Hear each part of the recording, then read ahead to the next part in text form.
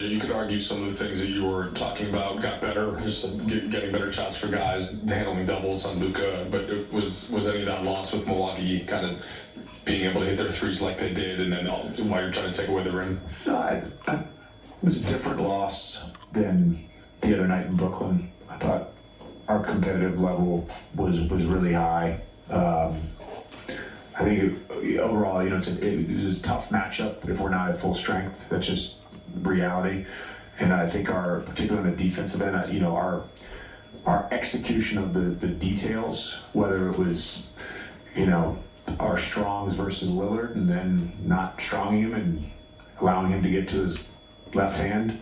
I thought our greens were really bad in the post with Giannis, and our rotations out of that were really bad. But, in terms of the guys, the connectedness, the spirit, the competitiveness, it was there tonight. You had talked before the game about Luka and Austin, and obviously both of them got going. What did you see from them offensively tonight? Yeah, I think Luka looked very comfortable, regardless of the coverages they gave him. And a couple of those turnovers when they blitzed him weren't necessarily his fault, to be honest with you. Again, it goes just back to some execution things and playing lineups we haven't played. And then some of the turnovers were, I think he gets a tough whistle. That's a fact. And then AR, I thought was great all night. And I think sometimes with him, the tendency to want to get going early, particularly with Braun out, is there, and didn't score a ton early, but then really got it going from the second quarter on and was fantastic offensively.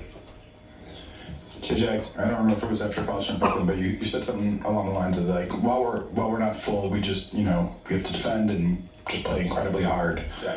I know you said the competition level was better in your group tonight, but did you see kind of like just sort of the realization that how tough of a matchup was? Did you see it kind of dispirit your guys a little bit? Did it feel like you guys were the same way? I mean, even AR in the fourth quarter, it was like a 21-point game, and Luka was at the line. He's like, we've been here before. We were here in the same situation last year. We won. Like, I think the guys were good with that. Again, Dan wants to go left. We let him get left a lot.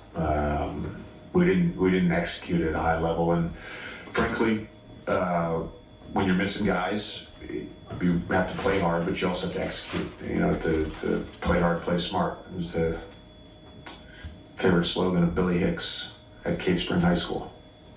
Play hard, play smart. You got to do both. And we played hard. I don't think we played smart defensively. And again, playing a lot of lineups we haven't played all year without practicing together. It's going to happen. Your hope is that with the schedule coming up, you get guys back, obviously, but you hope you can correct some of that in film. You mentioned that not all of Luka's turnovers were his fault. You mentioned, maybe not executing the best, him getting a tough whistle, but I think this is his 6th or 7th game in a row having at least 5 turnovers. A couple of games ago, you mentioned the range that you would prefer him and LeBron stay within. Are you seeing any commonalities in terms of, how those turnovers are coming for him specifically? Yeah, I don't know the exact PPP, but I know that we've been pretty good against the shock or the blitz relative to some of the other coverages. So I think we've gotten good looks out of that, and some of the turnovers are out of that. But that's natural if you're going to get double teamed sometimes.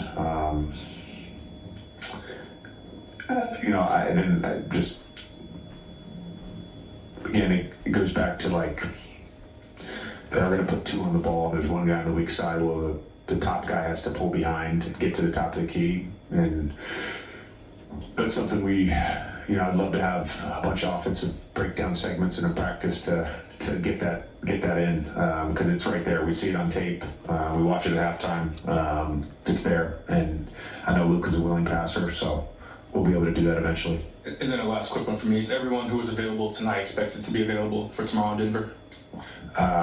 The expectation is, but again, I don't know how these guys are doing after this game, and I frankly have no idea how they're going to wake up in the morning. Lakers road trip continues Friday in Denver.